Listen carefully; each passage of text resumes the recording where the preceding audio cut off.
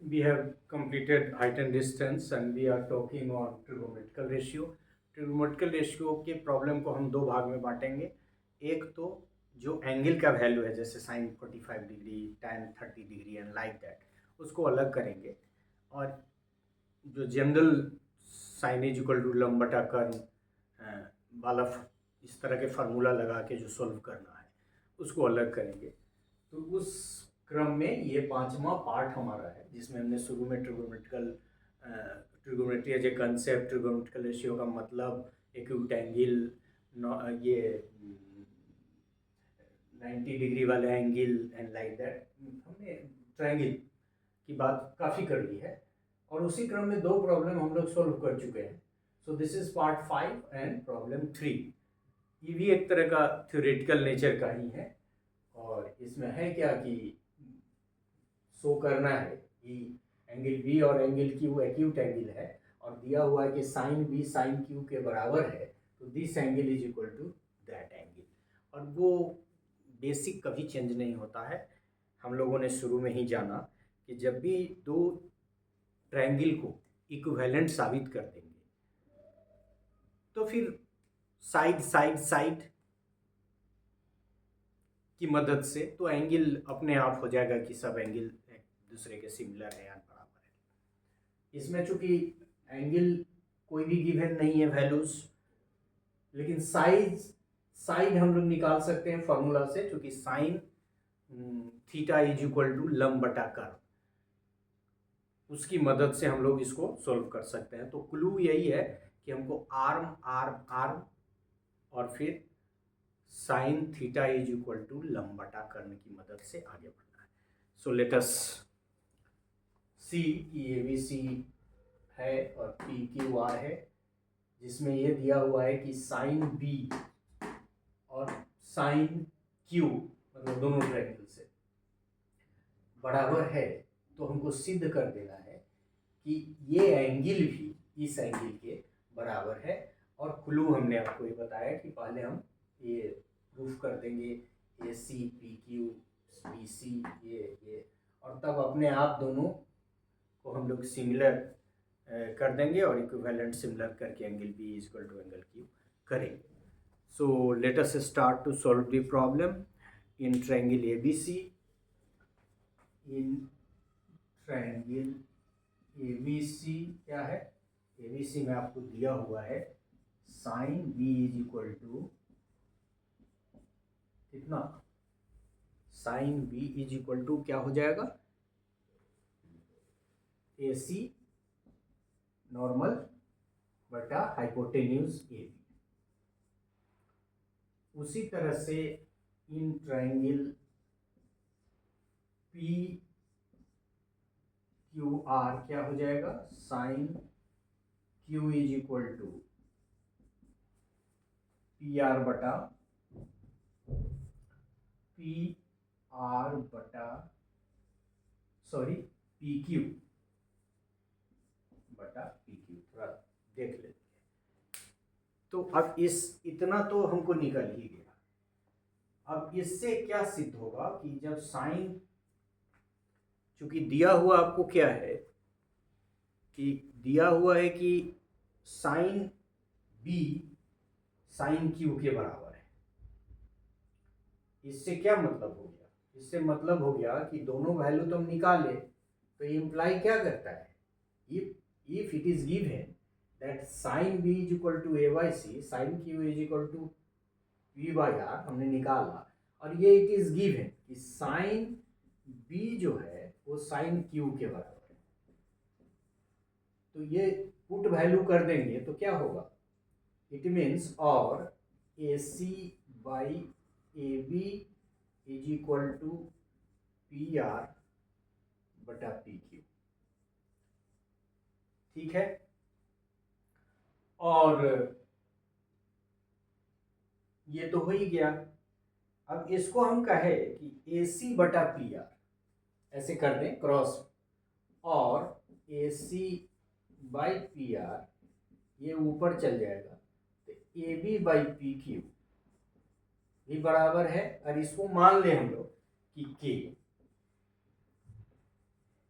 से, मान लीजिए कि ये ऐसे किए क्रॉस मल्टीप्लिकेशन से इधर ले गए, तो मैथमेटिकली वी कैन राइट। अब हम लोग इसमें क्या करेंगे कि यूजिंग, चूंकि ये राइट एंगल ट्रायंगल है, by using Pythagoras theorem.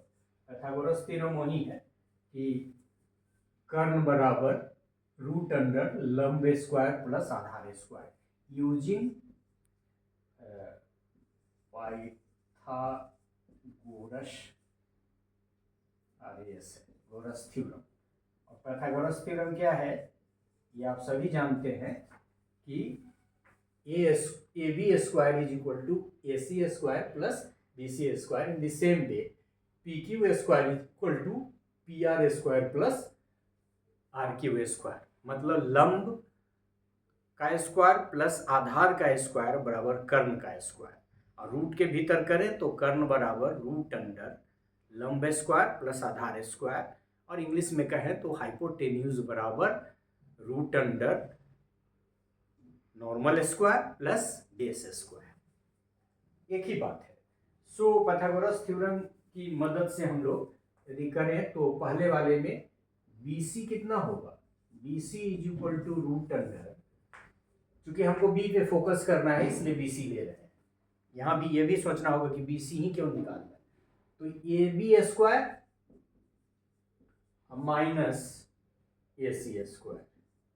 In the same way in this triangle we can also have QR, yes QR ही लिखेंगे, QR is equal to root under PQ square minus PQ square minus PQ square minus QR square,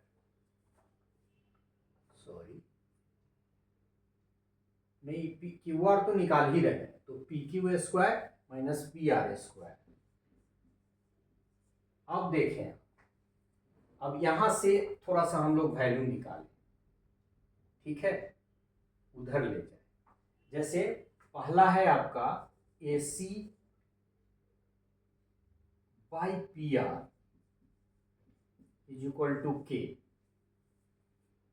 तो इसका क्या निकल जाएगा इससे, और AC is equal to KPR, ठीक है। उसी तरह से ये क्या है आपका AB by PQ is equal to K, इससे क्या हुआ इधर चला जाएगा, तो AB बराबर जो है वो कितना हो जाएगा KPQ, ये अलग से निकाल लिया है हमने, इसकी जरूरत हमको पड़ेगी।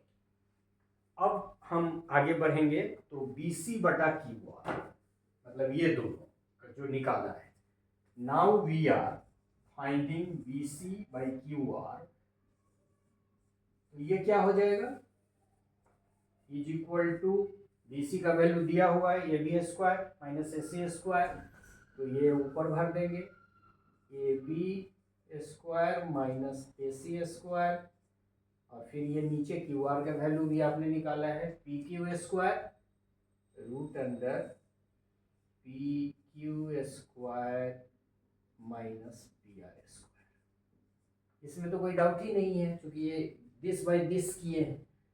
अब यहां से हम वैल्यू लेंगे, इसीलिए यहाँ लिखा AB कितना है KPQ, मतलब AC और AB को उसके टर्म में ट्रांसफर करेंगे ताकि वैल्यू हमको पता चले।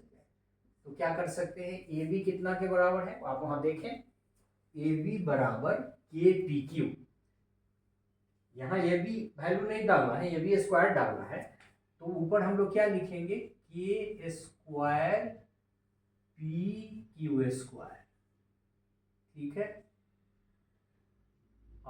माइनस AC का वैल्यू कितना दिया हुआ है AC K square PR square, K square PR square, और नीचे वाले को यहाँ रूट के भीतर है, नीचे वाले को हम लोग उतना ही रहने देंगे क्योंकि हम काटना है PQ square minus PR square.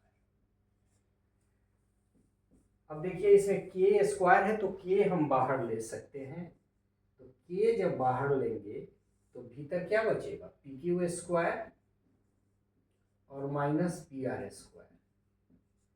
थोड़ा बड़ा, थोड़ा और फिगर के लिए जगह छोड़नी चाहिए थी, प्रॉब्लम के लिए फिगर थोड़ा छोटा और बना सकते थे। P Q square minus P R square, ये दोनों रूट के भीतर है लेकिन सेम है, तो same thing divided by same thing is equal to 1, so the value is K. ये किसका वैल्यू निकाला आपने, मतलब वैल्यू हमको क्या आया, हम यहाँ ले चलते हैं इसको, आप ध्यान रखेंगे। ये B C by Q R का वैल्यू जो है, B C by Q R का वैल्यू कितना आया, के। ये हमारे इक्वेशन 2, राइट। अब इक्वेशन 1 और 2, इक्वेशन 1 हमने कहाँ लिया था, जहाँ के माना था, इसको इक्वेशन 1 लेना था, नहीं लिए थे, लिख दीजिए। अभी देखिए कि के के बराबर तो ये है ही, तो के की जगह पर यदि हम B C by Q R डालेंगे तो क्या हो जाएगा, मतलब इससे इक्वेशन 1 और 2 की मदद से यदि हम लिखें तो क्या होगा, A C by P R is equal to A B by P Q, and again 2 से वैल्यू डालते हैं तो B C by Q are.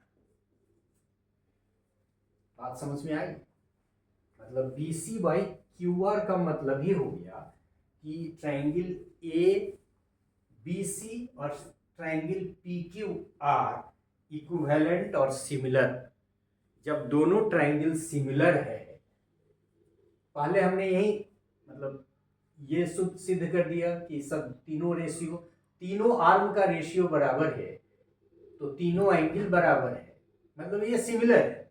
और जब दोनों ट्राइंगल ए बी सी और पी क्यू आर सिमिलर है, तो इससे हम क्लियरली कह सकते हैं कि angle B is equal to angle Q.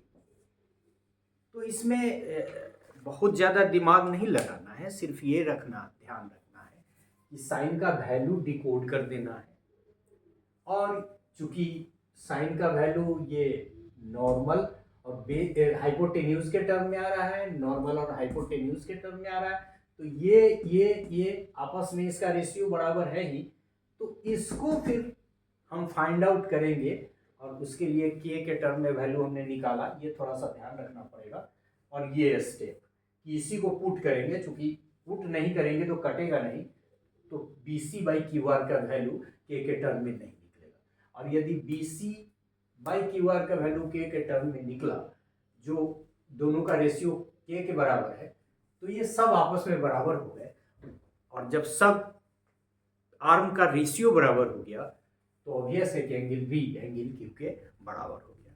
So it is a little bit difficult, कि थोड़ा लंबा है, सोचने में आपको दिक्कत होगी, but you can understand it. It is very easy, not so difficult as it seems. And जब आप किताब देखेंगे तो आपको इससे आप समझ में नहीं आएगा, तो थोड़ी दिक्कत होगी, लेकिन ऐसे आप सोचेंगे then you will be able to crack the problem. So thank you for this part.